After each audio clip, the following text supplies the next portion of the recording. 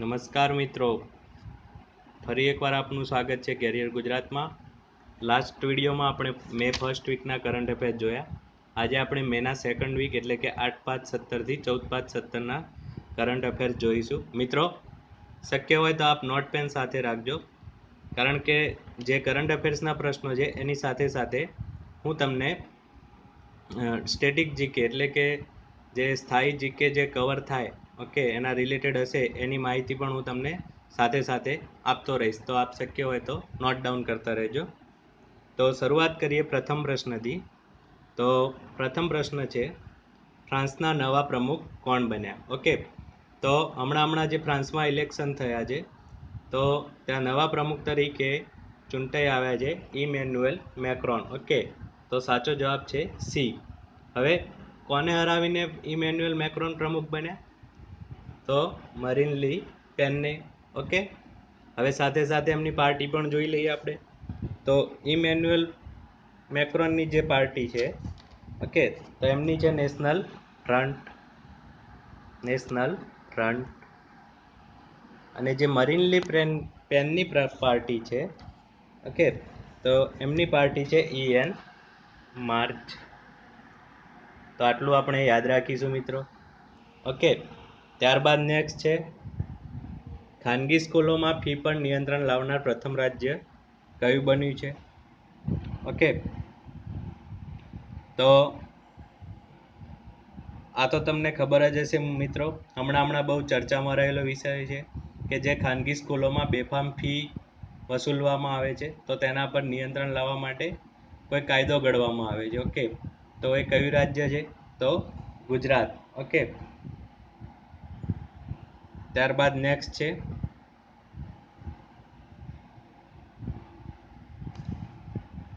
Check રિપબ્લિકમાં યોજાયેલા 48મા ઇન્ટરનેશનલ શૂટિંગ ચેમ્પિયનશિપ.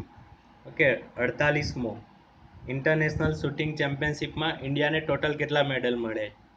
તો સાચો જવાબ છે સી, 7. ઓકે, હવે એક વસ્તુ યાદ રાખજો, ચેક રિપબ્લિક એક કન્ટ્રી છે. ઓકે, હવે આજે શૂટિંગ સાથે એક મહત્વનું નામ સંકળાયેલું છે જે પૂછાઈ શકે છે, હિના સિંધુ. ઓકે, જેને શૂટિંગમાં બ્રોન્ઝ મેડલ મેળવ્યો છે. તો એવું પણ પૂછાઈ શકે કે હિના સિંધુ કઈ રમત સાથે સંકળાયેલા છે? તો આપણે સાચો જવાબ લખીશું શૂટિંગ. ઓકે, ત્યારબાદ નેક્સ્ટ છે, કયા રાજ્યમાં સ્કૂલ કેન્ટીનમાં જંક ફૂડ પ્રતિબંધિત કરવામાં આવ્યું છે? ઓકે, જે સ્કૂલોમાં કેન્ટીન હોય છે તો એમાં જે જંક ફૂડ એટલે કે પીઝા, બર્ગર, ઓકે, આવું જે જંક ફૂડ પ્રતિબંધ કરી દેવામાં આવ્યું છે. તો એ કયું રાજ્ય છે? તો સાચો જવાબ છે એ મહારાષ્ટ્ર. મહારાષ્ટ્રમાં પ્રતિબંધિત કરવામાં આવ્યું છે. ત્યારબાદ નેક્સ્ટ જોઈએ મિત્રો, સાઉથ કોરિયાના નવા પ્રેસિડેન્ટ કોણ બન્યા છે? હવે જુઓ, ફ્રાન્સમાં અને સાઉથ કોરિયામાં પણ ઇલેક્શન થયું તો એમાં પણ નવા પ્રેસિડેન્ટ ચૂંટાઈ આવે છે. તો અહીંયા ઓપ્શન આપેલા છે ABCD. તો સાચો જવાબ છે આપણો મૂન જે ઇન એટલે કે સી. ઓકે, સી, મૂન જે ઇન. હવે આના પહેલા કોણ હતા સાઉથ કોરિયાના પ્રેસિડેન્ટ? તો એ ઓપ્શનમાંથી જ મળી જશે, પાર્ક ગિયોન, જે લેડીઝ હતા. ઓકે, અને એમને ભ્રષ્ટાચારના આરોપમાં પદભ્રષ્ટ કરવામાં આવ્યા છે. ઓકે, હવે એક આ નામ બહુ ફેમસ છે, તમે જાણતા હોય તો કદાચ, કિમ જોંગ ઉન. કેના પ્રેસિડેન્ટ છે? North Korea. ઓકે, અને નોર્થ કોરિયા અને સાઉથ કોરિયા વચ્ચે ડિસ્પ્યુટ ચાલે છે. ઓકે, તો અમેરિકા કોના પક્ષમાં છે? તો સાઉથ કોરિયાના. ઓકે, હવે અમેરિકાના રાષ્ટ્રપતિ છે ડોનાલ્ડ ટ્રમ્પ. આ ફક્ત તમારે યાદ રાખવા પૂરતું છે. ત્યારબાદ નેક્સ્ટ છે, ગુજરાત સાહિત્ય એકેડમીના નવા અધ્યક્ષ કોણ બન્યા?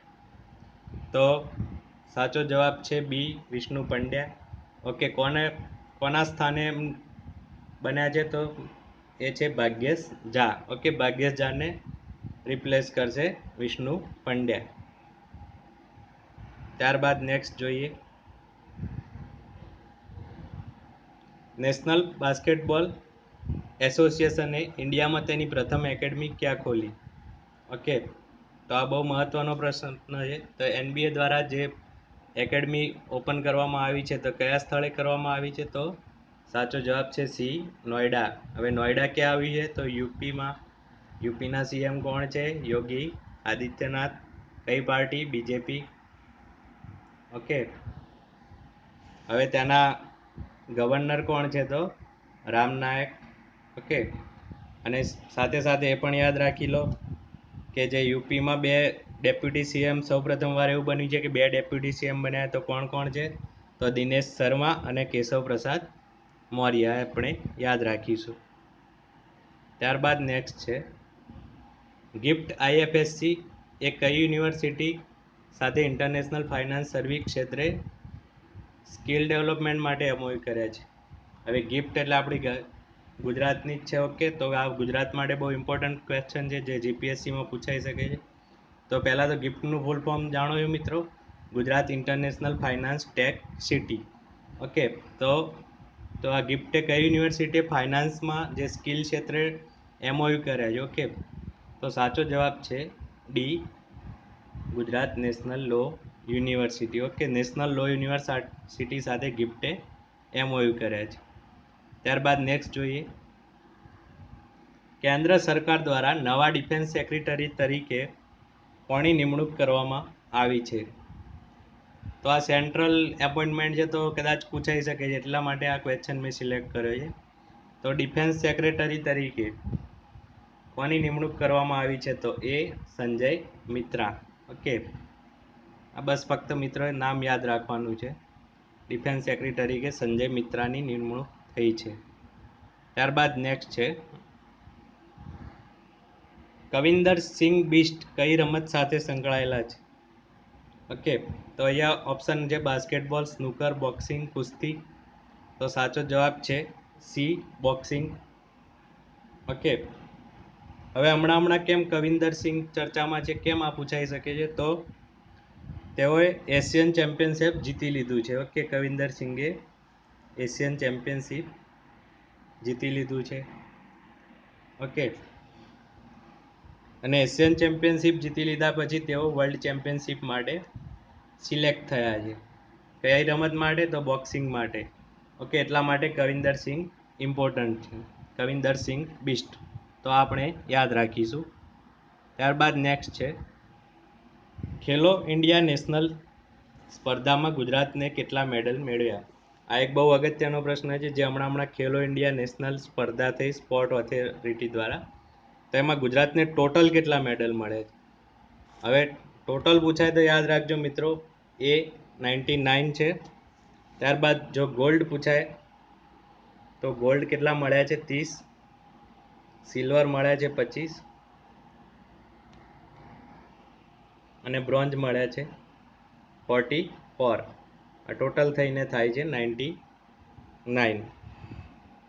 ઓકે, ત્યારબાદ નેક્સ્ટ જોઈએ, રવિન્દ્રનાથ ટાગોરની 156મી કઈ જન્મજયંતિ? તો એ પણ યાદ રાખજો, 156મી જન્મજયંતિ ક્યારે ઉજવવામાં આવી? તો હમણાં રવિન્દ્રનાથ ટાગોરની 156મી જન્મજયંતિ 7 મેના રોજ ઉજવવામાં આવી. તો સાચો જવાબ છે બી, 7 મે. ઓકે, ત્યારબાદ નેક્સ્ટ છે ટ્વિટરના કન્ટ્રી